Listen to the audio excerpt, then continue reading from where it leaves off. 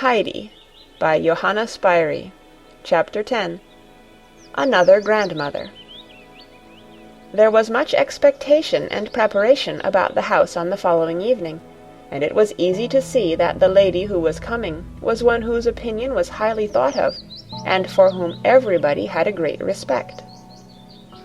Tinette had a new white cap on her head, and Sebastian collected all the footstools he could find and placed them in convenient spots, so that the lady might find one ready to her feet whenever she chose to sit. Fräulein Rottenmeier went about surveying everything, very upright and dignified, as if to show that, though a rival power was expected, her own authority was not going to be extinguished. And now the carriage came driving up to the door, and Tinette and Sebastian ran down the steps, followed with a slower and more stately step by the lady, who advanced to greet the guest. Heidi had been sent up to her room and ordered to remain there until called down, as the grandmother would certainly like to see Clara alone first. Heidi sat herself down in a corner and repeated her instructions over to herself. She had not to wait long before Tinette put her head in and said abruptly, "Go downstairs into the study." Heidi had not dared to ask Fräulein Rottenmeier again how she was to address the grandmother. She thought the lady had perhaps made a mistake, for she had never heard anyone called by other than their right name.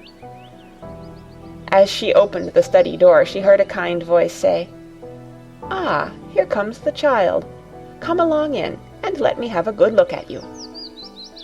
Heidi walked up to her and said very distinctly, in her clear voice, "Good evening," and then, wishing to follow her instructions, called her what would be in English, "Mrs. Madam."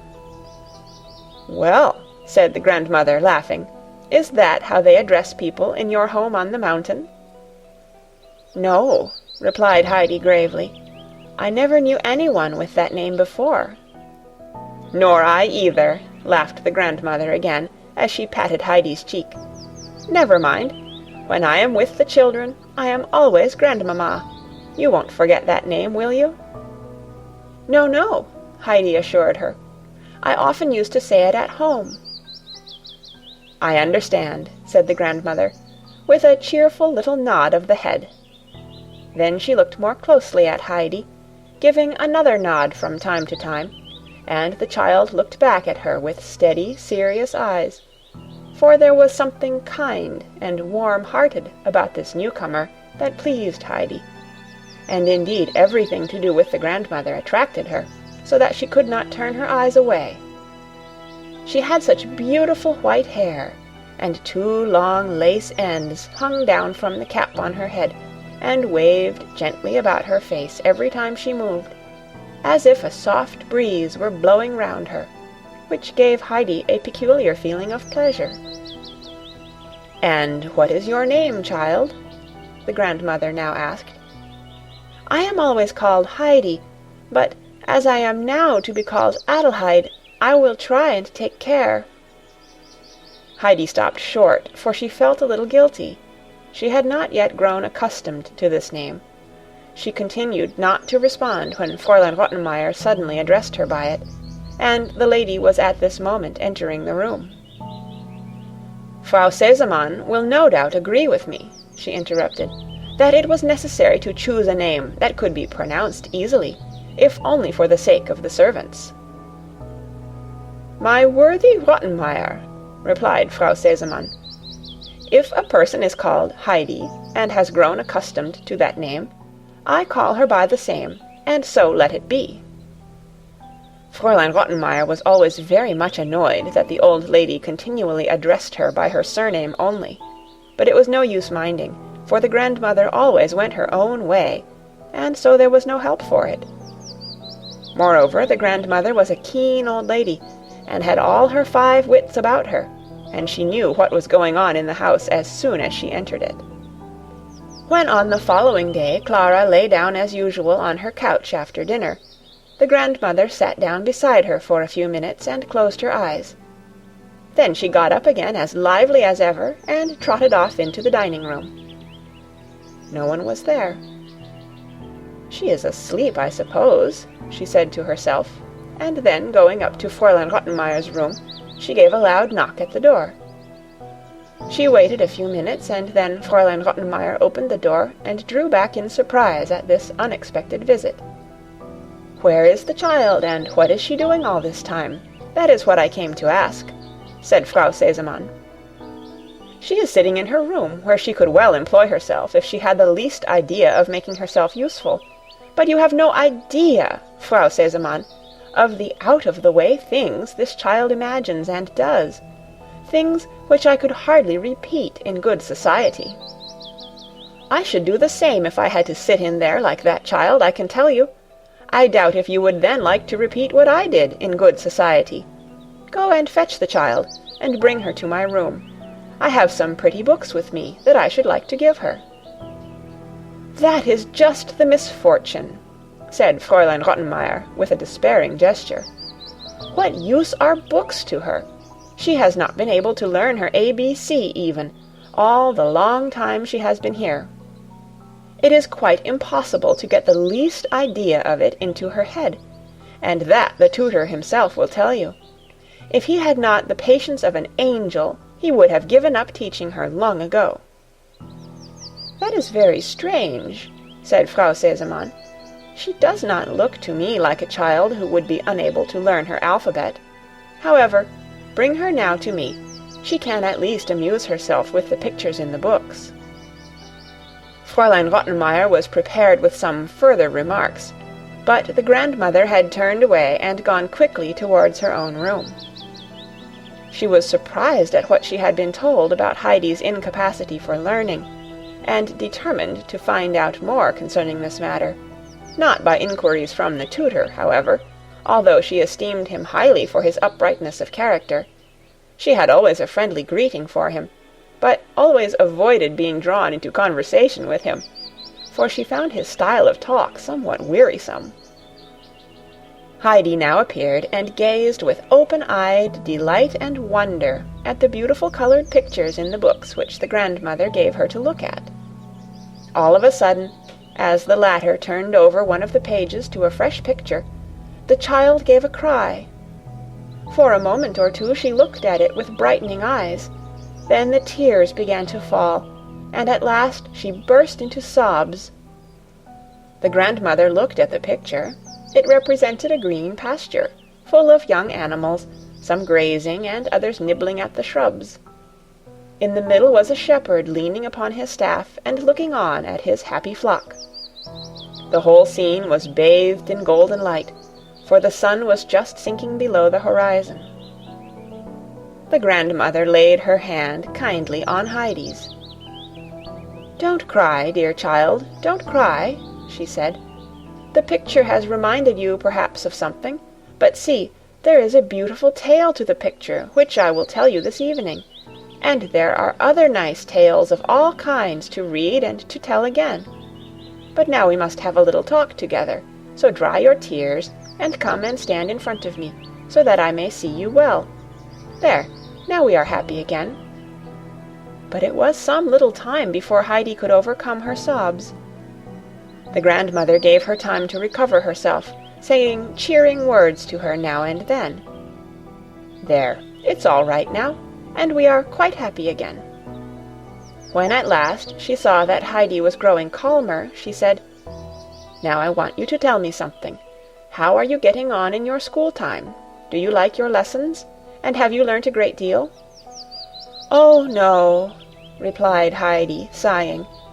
"But I knew beforehand that it was not possible to learn." "What is it you think impossible to learn?" "Why, to read. It is too difficult." "You don't say so. And who told you that?" "Peter told me, and he knew all about it, for he had tried and could not learn it." "Peter must be a very odd boy, then. But listen, Heidi, we must not always go by what Peter says. We must try for ourselves.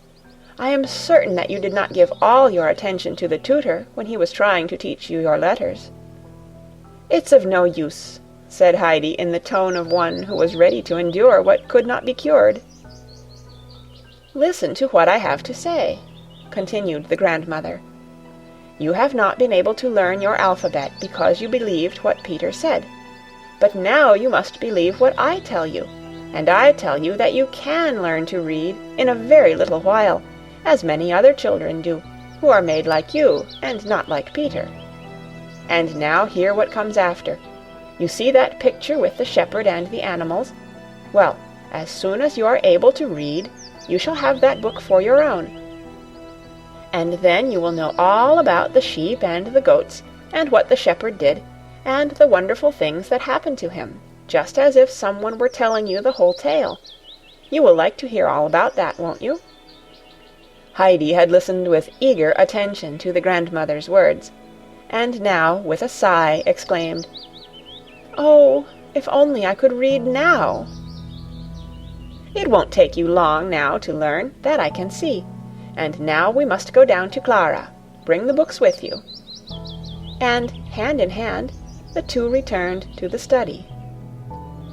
Since the day when Heidi had so longed to go home, and Fräulein Rottenmeier had met her and scolded her on the steps, and told her how wicked and ungrateful she was to try and run away, and what a good thing it was that Herr Sesemann knew nothing about it, a change had come over the child. She had at last understood that day that she could not go home when she wished, as Dete had told her, but that she would have to stay on in Frankfurt for a long, long time, perhaps forever. She had also understood that Herr Sesemann would think it ungrateful of her if she wished to leave, and she believed that the grandmother and Clara would think the same.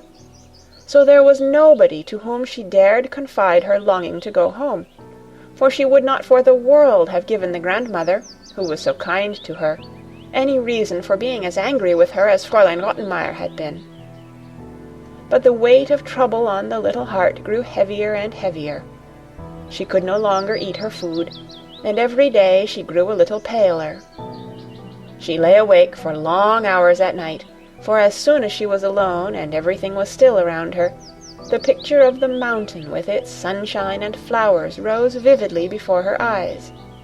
And when at last she fell asleep, it was to dream of the rocks and the snow-field turning crimson in the evening light.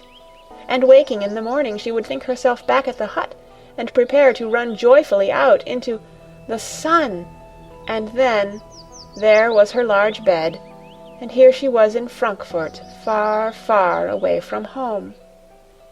And Heidi would often lay her face down on the pillow and weep long and quietly, so that no one might hear her. Heidi's unhappiness did not escape the grandmother's notice.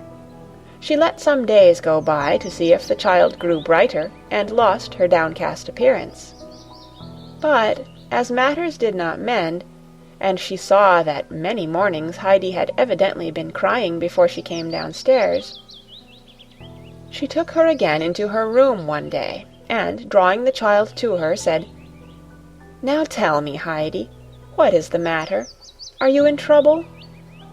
But Heidi, afraid if she told the truth that the grandmother would think her ungrateful, and would then leave off being so kind to her, answered, "Can't tell you." "Well, could you tell Clara about it?" "Oh no, I cannot tell anyone," said Heidi, in so positive a tone, and with a look of such trouble on her face, that the grandmother felt full of pity for the child. "Then, dear child, let me tell you what to do. You know that when we are in great trouble and cannot speak about it to anybody, we must turn to God and pray Him to help, for He can deliver us from every care that oppresses us.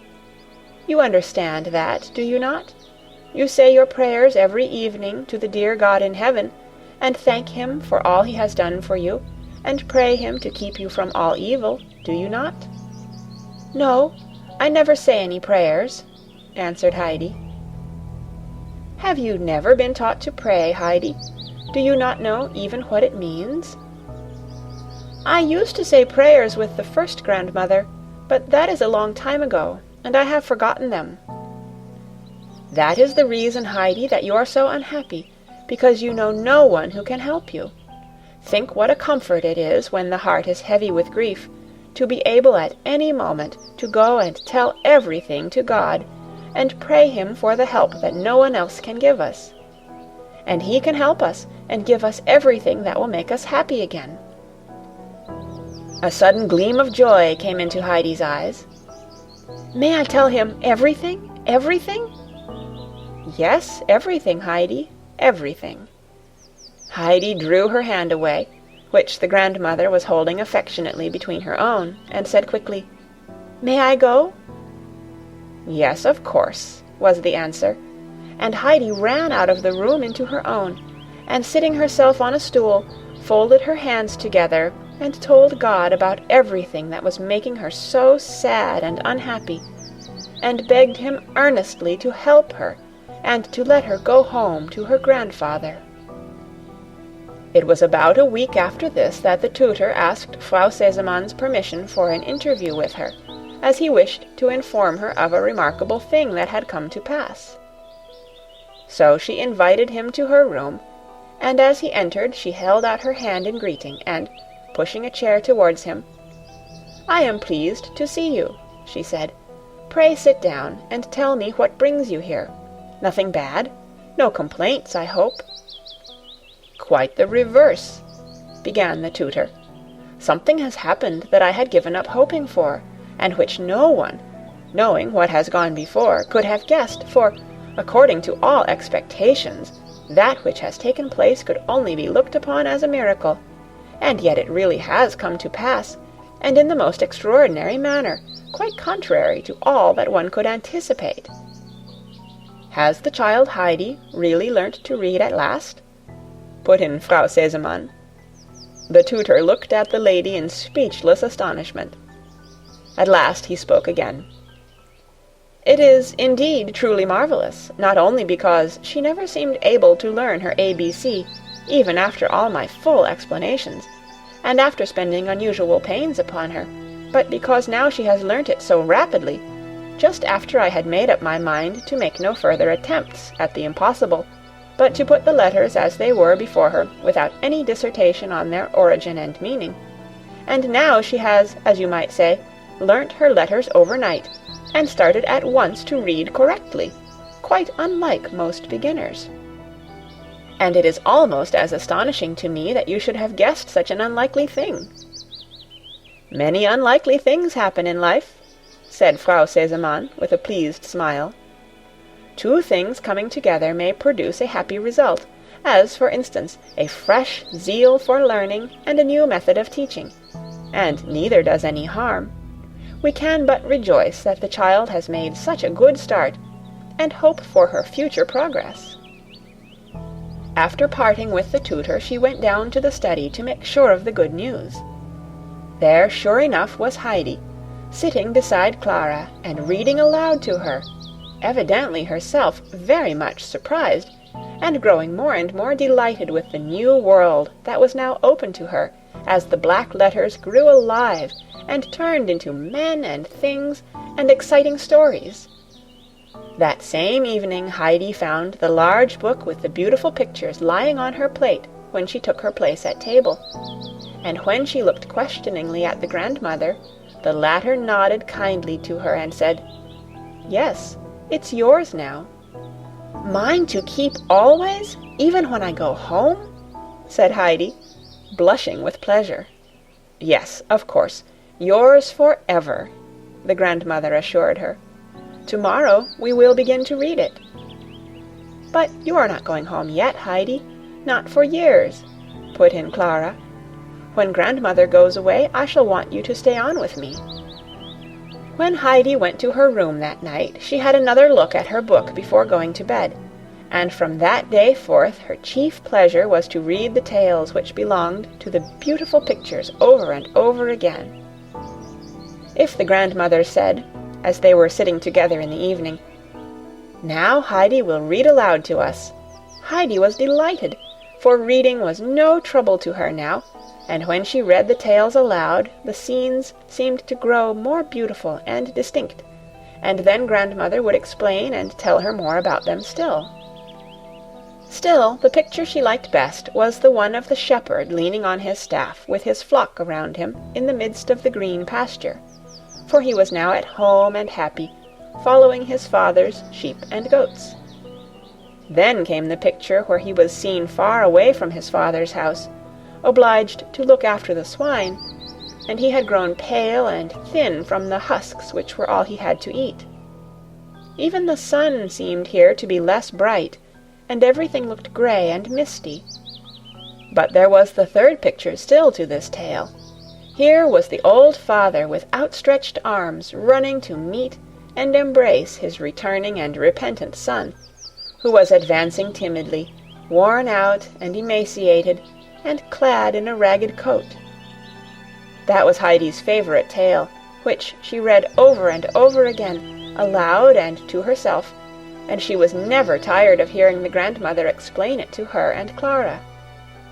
But there were other tales in the book besides, and what with reading and looking at the pictures, the days passed quickly away, and the time drew near for the grandmother to return home.